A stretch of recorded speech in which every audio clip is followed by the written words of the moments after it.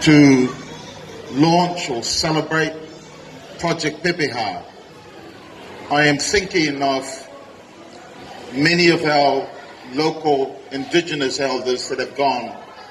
Eru Thompson, for one, Reverend Rauwhero last year, and many others.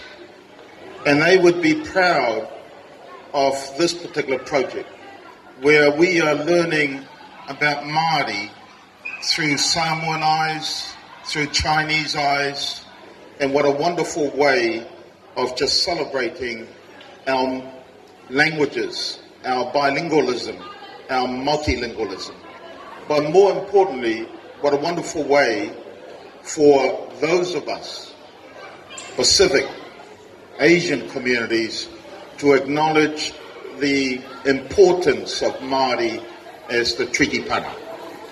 Te kua te wairua kia rere ki ngā taumata, hai arahi a tātou mahi, me a tātou whai ngā tikanga rātou ngā, kia mau kia ita, kia kore ai e ngaro, kia pupuri, kia whakamaua, kia tīna, hui e tā ki he. God bless.